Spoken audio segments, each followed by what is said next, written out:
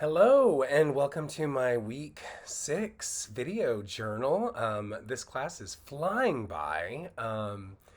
We're at the home stretch of it, and hope everybody is doing well and getting ready for school to start. I know that next week is our first week of school. Kids are on Wednesday, so yikes. And I've been in grad school land all summer, so I have not wrapped my head around this year, but we'll play. We'll see. We'll see what happens.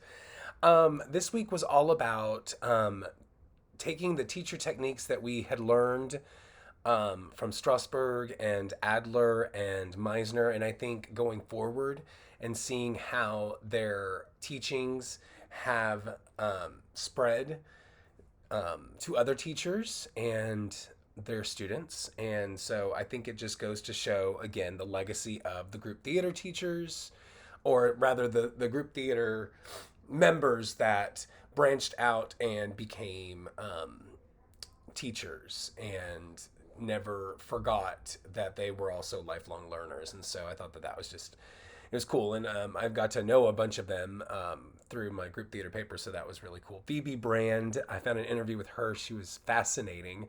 At 96, she was talking about the group theater experiences. But anyway, that's kind of going off the road real quick. But talking about the two readings, Minding My Own Business. That was quite a crazy narrative about going to a woman's studio loft and not really knowing what to do. But I guess the 70s were a crazy time. But a couple of the things that I got from that article was a sense of how people have taken the method and the teachings of Strasberg and kind of tweaked it a little bit for their uses and their particular company uses and things like that. And I thought that a couple things were profound. Like one, to act, one needed only to say one thing while thinking another. And I thought that was such a funny way to put it. I don't think that's a comprehensive tip for acting, but just like one of those quips that you might pass on to your students or something like that. I thought that was fun.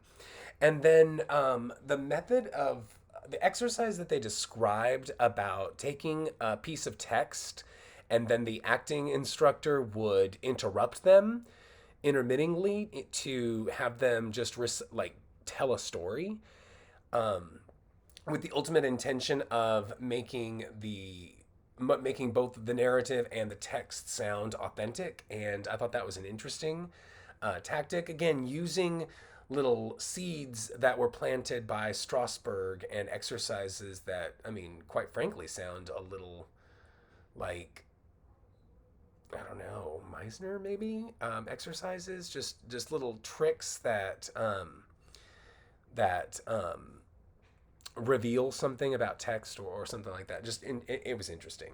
That exercise. I would like to witness that exercise being done.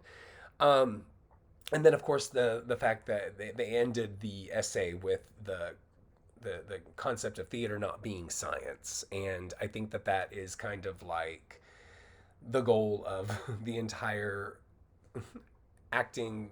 The goal of a theater teacher is to expose the students to different methods, and seeing what makes sense to them, and knowing that there's not one method that's going to make sense, but maybe there is an exercise or an activity when thinking about a different theorist that might, you know, um,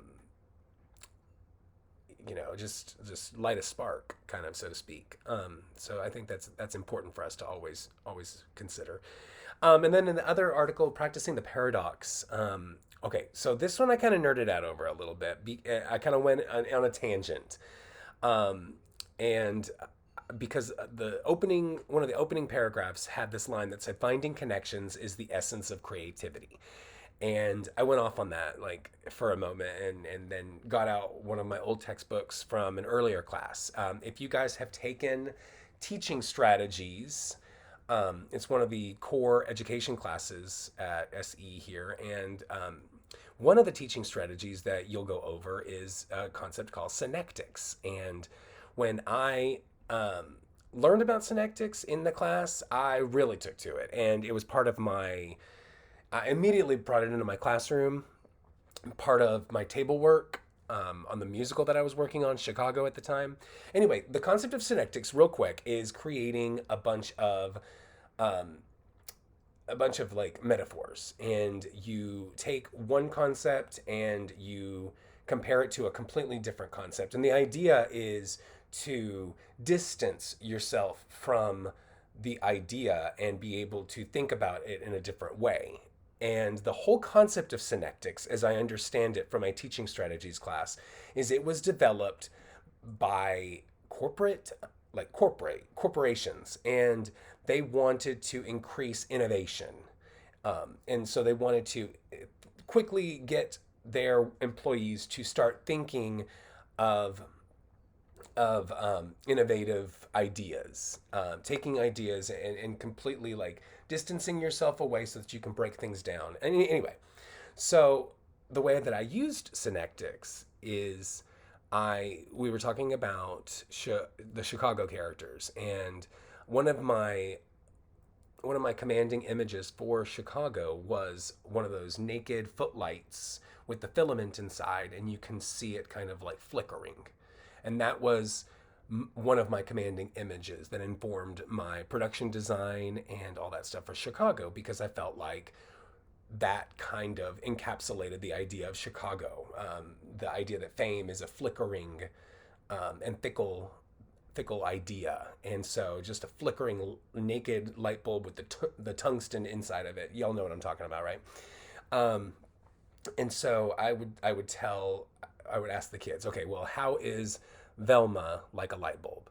And she'd say, well, she was bright when she wants to be, and you just get this. And then you say, well, how is Velma like a bowling ball? And then you just kind of distance yourself away from the concept, and you kind of arrive at the concept. I'm not explaining it very well, but synectics is from this book because I became fascinated with synectics, um, from this book, Teaching Creativity Through Metaphor. And I've only read the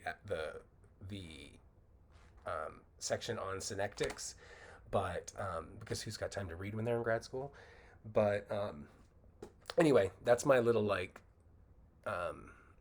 my little blurb on creativity and finding connections. So um, that is my rambling on that. But that's what I kind of thought of. I kind of thought of the idea of making connections, and that is how we learn and we gain knowledge. And so I think that it's interesting that that is the way that he is describing to create the imagination is through connections, and the wonderful exercises on sensory work, as he called it.